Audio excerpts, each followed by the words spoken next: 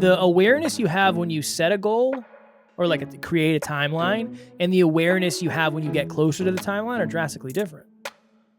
So it's almost like, I mean, okay, if we say we want to make, let's just say we want to make $1 million this year.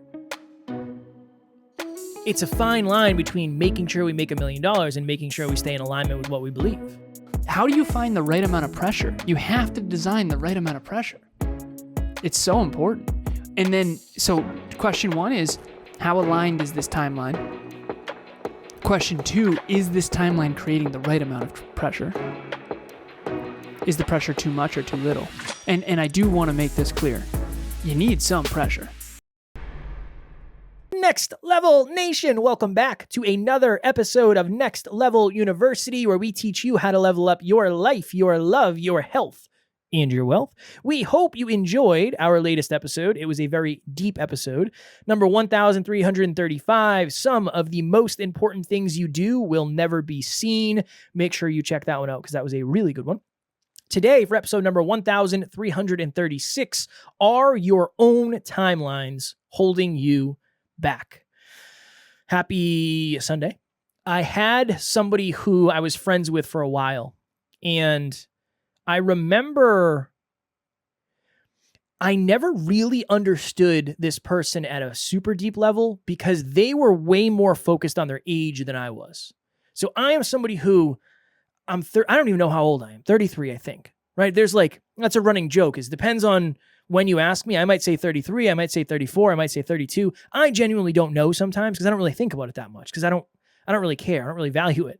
But I had somebody in my life who, this person, for some reason, they had decided that if they didn't have their dream relationship by 30, they were a failure. And everything started to shift as they got closer to 30. So they had this internal timeline based on, I don't know what, that they were running their life off of. And they started making relationship choices differently around 30 than they would have if they were at 27. And I remember thinking, the likelihood of this person's relationship actually succeeding is way less because it's based on a timeline. It's not based on, are there core values? Are there core aspirations?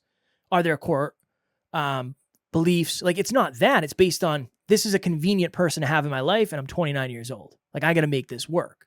And the thought in this episode is, do you have any of those timelines that you've created for yourself? Have you created a timeline where I must have a house by X date?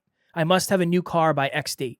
We must take a vacation by X date. We must have children by X date. Now, I understand some of those things, are a little bit different, but that's a really important question to ask yourself because you might be holding yourself back from future progress. You might be putting yourself in a dangerous position. I've met a lot of people who they're making a lot of their choices emotionally based on a timeline that isn't real. I know we did the emotion versus or short-term versus long-term episode last week, but that's my question for you if you're out there. Do you have some sort of internal timeline you've created for yourself?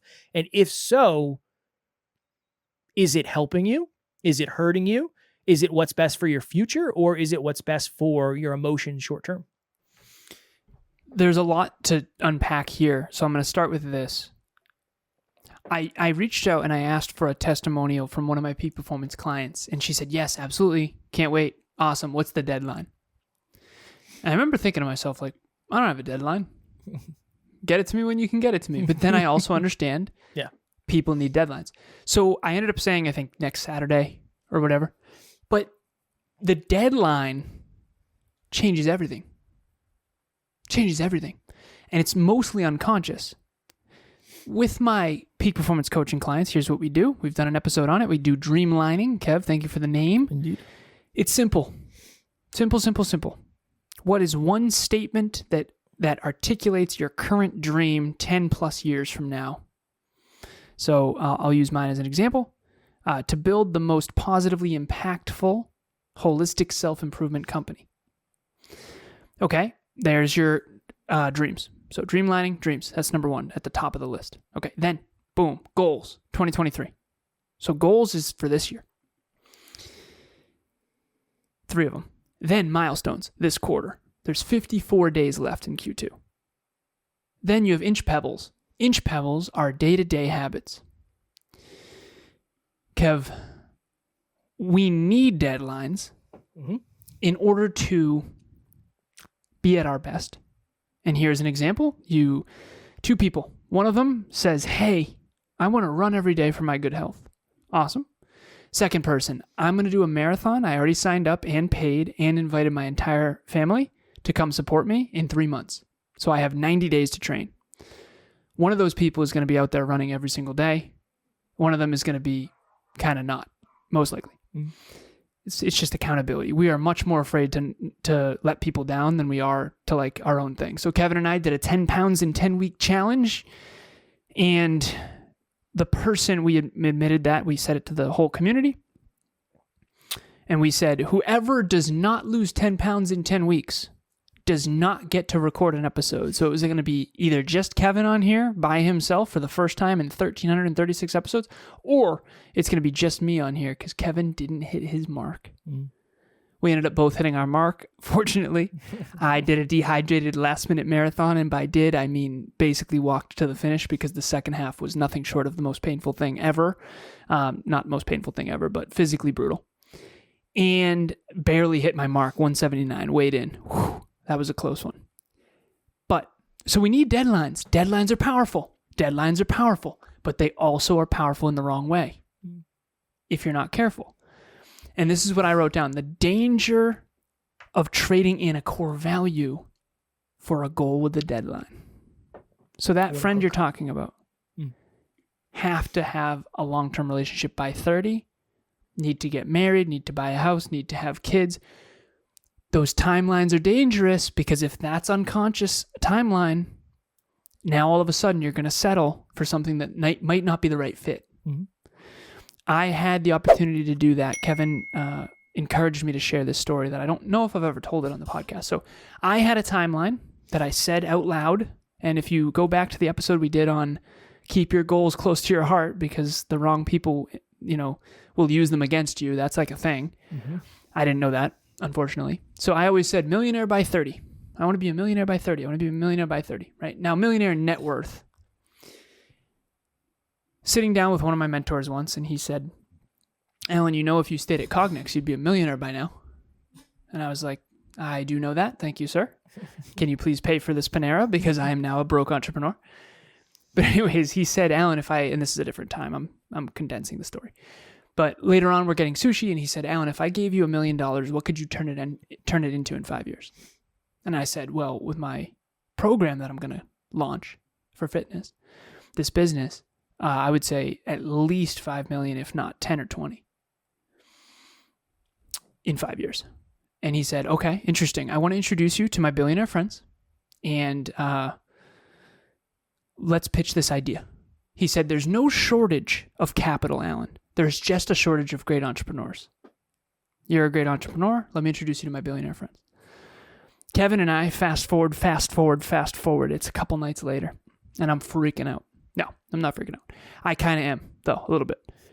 I'm 29 years old or 28, I forget which, and we're sitting on Kevin's porch in Worcester as broke entrepreneurs together, and we are putting together a proposal for this endeavor. And I'm sitting there like, I don't know if I can do this. I don't know if I can do this, like turn 1 million into 10 million. Not that. I don't know if I can let someone else into my cookie jar. I told Kev this. I said, I didn't go into entrepreneurship because I didn't think I could succeed in corporate. I went into entrepreneurship because I didn't want anyone to ever be able to dictate what I do and don't do. And there's different ways to get investment, and I'm not going to go deep down the rabbit hole of, if you've ever seen Shark Tank, picture this as like a private equity version of Shark Tank that's not a show.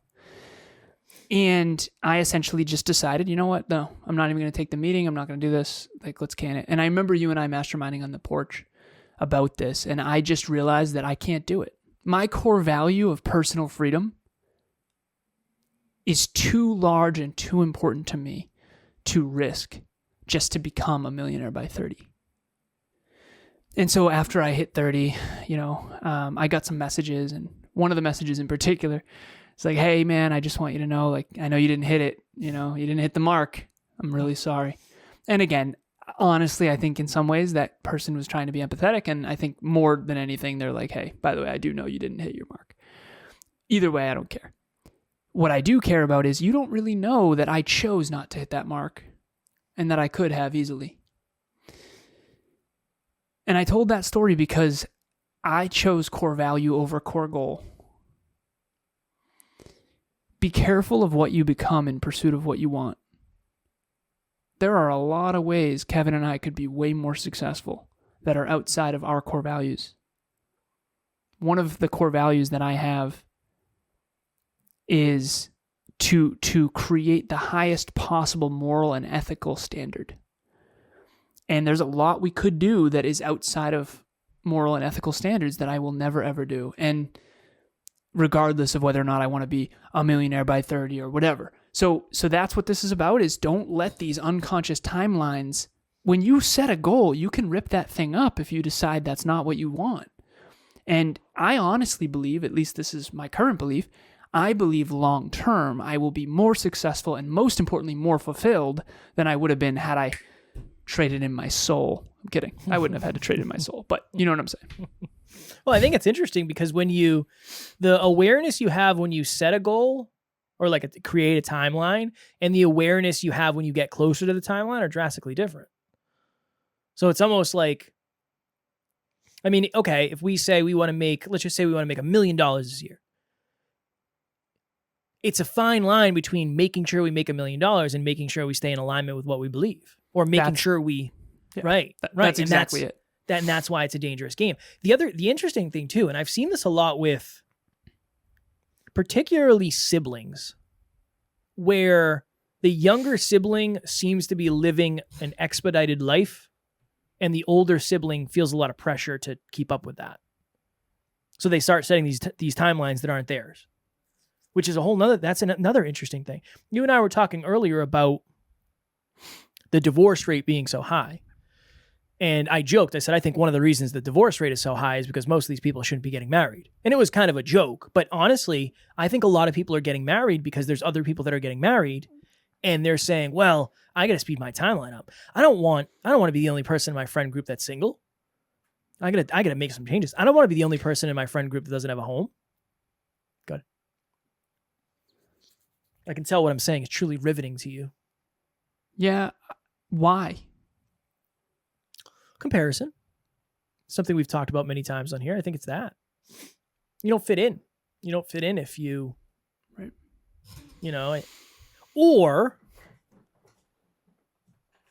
I would say that. I would say you don't feel like you're going to fit in. You don't feel like you're going to belong. You feel like you're going to be the outcast. People might look at you differently. Mm-hmm. I feel like that. I've told this story before where and this was hard for me because it wasn't just my own timeline, but I had done a bodybuilding show and I had won a bodybuilding show. And after I was like, I am never going to do that again. That was terrible. Then I was like, one of my buddies was like, hey, I want to do a bodybuilding show. And I was like, hell yeah, let's do it together. That'll be such a great experience. Right. And it ended up creating this timeline for me and this pressure of I must accomplish this because here's a list of reasons. You don't want to let your buddy down. You said you would do it. You've been posting pictures on social media, all this stuff. And it was like bad for my health at that point. So my timeline was quite literally toxic. That timeline of I must do a show when my friend does a show because I don't want to let him down. That's huge. And like public accountability, if I've already posted about it, people think I'm a bodybuilder. That was a real challenge for me, honestly. Bonnie here. I just wanted to share my experience with group coaching and some of the things that I got out of it. So going into group coaching, I was not tracking any habits at all. And so now some of them have become habits. I'm happy to say I wake up, I have a glass of water without even thinking about it anymore. So now I think it's probably time to gear up. I highly encourage people to jump into group coaching. There's so much information, and so stick with it and carry on, and your life will be better for it. Damn. Everything's a double-edged sword, Kev. Of course. Dude, we were on point in fitness, you more than me. because you hit your goal with the 10 pound in 10 week challenge. You crushed it, man. You were ahead of schedule. You hit your 10 pound mark in like 3 weeks left or something. 3, 2, maybe, I don't know. Yeah, something like that. But it's like you were more on point with your cut then than now. Definitely. But you're also up against this timeline. Dude. Well, the interesting thing is, I had this moment. I also was spending way more time at the gym. Of course. When the pressure is or when the goal is condensed, the pressure is condensed too. 100%. And now I just told you, Tara and I ordered a treadmill because it's like, all right, if I want to exercise every day for a half hour, it'll make life a lot easier just to throw that treadmill. And I'll be able to get up first thing in the morning, and I might even be able to do 2 cardio sessions or 2 exercises a day, depending on, the way it's set up. So, but it's based on that. It's based on, it wouldn't benefit me to compress such a large goal again because something else is going to fall. Am I willing to affect the business? No. I know. That's one thing that this lifestyle design is very important, because with Next Level Live and group coaching being so close, Kevin and I were really up against it for a long time, and it really affected the other parts of the business negatively. Yeah. But if we weren't up against it at all, we wouldn't have the necessity we need to be at our best. How do you find the right amount of pressure? You have to design the right amount of pressure. It's so important. And then, so question 1 is, how aligned is this timeline? Question 2, is this timeline creating the right amount of pressure? Is the pressure too much or too little? And I do want to make this clear. You need some pressure. I mean, you know this, right? I mean, 7 episodes a week, we are constantly up against it. I mean, we're going to have to squeeze an episode in on Friday right in between 2 of my calls. And I'm like, dude, I had to push one of my calls 15 minutes because it's going to be horrible. Horrible is exaggerated. It's going to be fine. But it's going to kind of suck, honestly. I don't like doing back-to-backs. I cannot stand it. I need to go to the bathroom. I want to take a minute. And, but that's the right pressure. What are we going to do? Not be consistent? And so, and then I guess the last question would be, is your timeline to keep up with other people, or is it your own? I think that's it. Is it your own? Yeah. But you got to have public accountability. So you kind of got to say, hey, I'm doing a marathon, right? We talked about the 2 people. One of them's like, I want to run every day for my good health, keeps it to themselves. The other one signs up for a marathon and invites their friends and family. One of them's going to have way more necessity. I often say most people, I used to say everyone, but someone reached out and said, no, I didn't. I used to say everyone works out before their wedding. Almost everyone works out before their wedding. Why? Their wedding's coming up.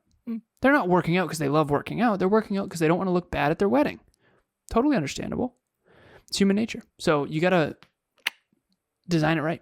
And then the last question I would pose is, what happens if you don't meet the deadline or the timeline? What does that mean about you? Oh, that, or what do you do?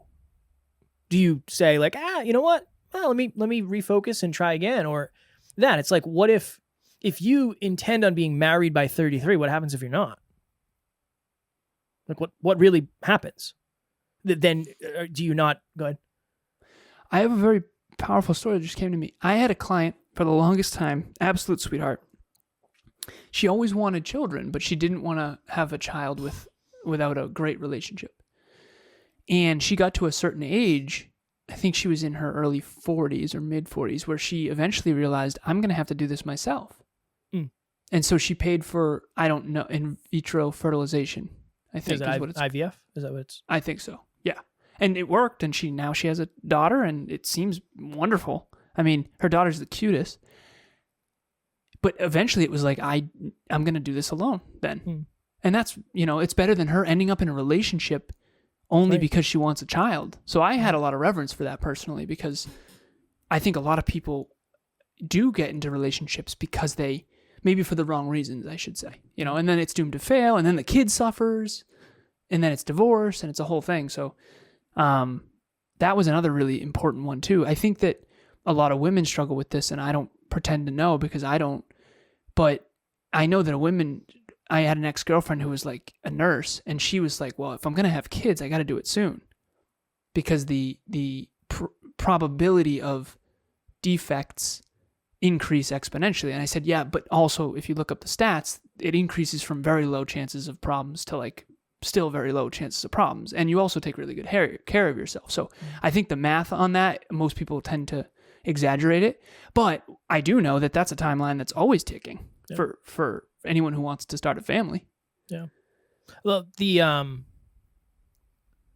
reason I said what happens if you don't hit your timeline, new NLPS client, and this person was like, yeah, I wanted to start a podcast 3 years ago. I just never did. It's like, okay, that would have been beneficial to have a 1 year time or a 6 month timeline or a 2 month timeline. It's interesting. This is it's a deeper episode than I expected because we all have these. We all have these. Like right now, I'm not pushing fitness super hard because I have enough time. I set a date in September. I have plenty of time. I have too much time. And then there's the philosophical question of how much time do we all have on Earth and that whole thing. So it's like a lot of this is based on probability and statistics of the average life expectancy. Kev, there was another client who said, honestly, if I don't make money with this podcast within a year, I'm canning it. And you and I both were like, no way. He has changed his mind. He pushed the timeline out further. Yes. Good. Okay. Because otherwise you're setting yourself up for failure. I said that. I said, look. I know you did. But see, perfect. Understandable. This is a deeper episode than you thought because most of these timelines are unconscious. And a lot of them are not, they're based on emotion. It's like, I mean, yeah, if you don't make money by the end of the year, it's like, well, what if that's just not enough time?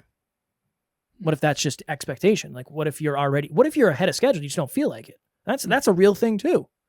I mean, I was ahead of schedule on my weight loss in the 10 pounds in 10 weeks. I could have slowed down and been less suffering. I did a lot of cardio. I was boxing like every day. Again, I'm grateful I did because I enjoyed it, but.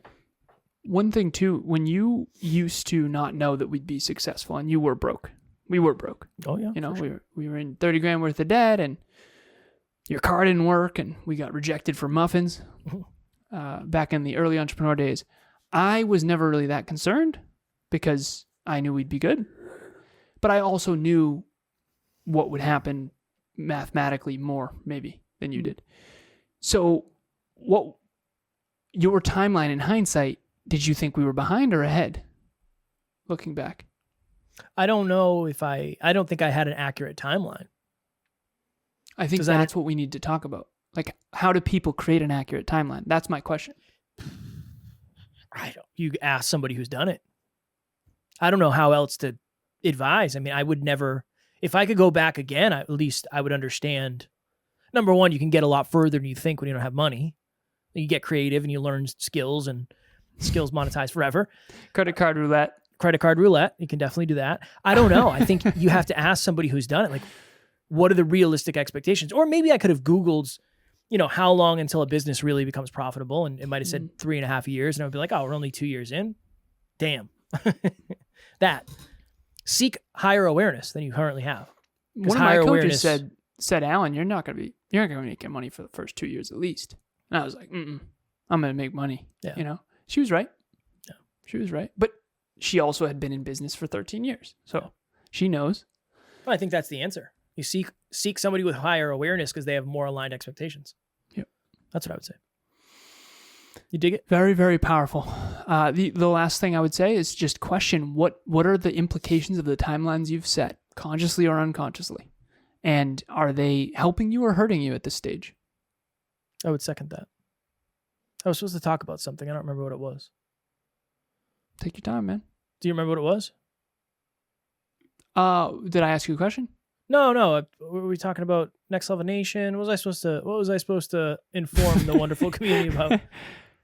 Oh, the website. Website. Yes. So our website has been rebuilt several times. Like the website is Next Level. Shout out to Alessandro and the Next Level graphic design team and Alan for staying on top of that. But it's a great place to go visit and see like what else is going on. I mean, we do a lot of stuff that you might not know because we don't talk about it. The website is a great place to find it. Courses are there. Next Level Hope Foundation is there. Connection to Book Club is there. Connection to Next Level Nation is there. So if you haven't checked out the website in a minute and you want to check it out, check it out. And if you are looking for website help, let us know because Alessandro is great at building websites. Oh, yeah. And if you love our website, that is a good sample of what you would get at Next Level Web Solutions. That's right. And Alessandro is currently working with Evolve Ventures, and that's my baby. That's Emilia. I would never recommend someone to Emilia who I didn't believe in deeply. So thank you, Alessandro. We appreciate you, brother. And if that's not a testimonial, I don't know what is. Also, if you want to start habit tracking and you do have a timeline and you want to do dreamlining and you want to say, okay, here's my dream, here's my goals, here's my milestones for this quarter, and then here's my inch pebbles. The inch pebbles are the daily habits. So if you go to the website, click the link in the show notes. It'll be a website link to the landing page for Optimal. This is an app that I use every single day. Okay, it's habit tracking made simple. Download it. There's going to be a video that shows you exactly how to put it on your phone. Start with 3 habits a day, and then trust me, you'll get momentum over time, and you'll be amazed what can happen over time. Tomorrow, I'm excited for this one. Tomorrow, for episode number 1337, it'll be a happy Monday. Are you flexing your creativity muscle? I know that's very, very important for our community and our amazing NLU family, so make sure you check that episode out, and a wonderful start to Monday. As always, we love you. We appreciate you. Grateful for each and every one of you. And at NLU, we do not have fans. We have family. We will talk to you all tomorrow. Check in on those timelines. Next Level Nation.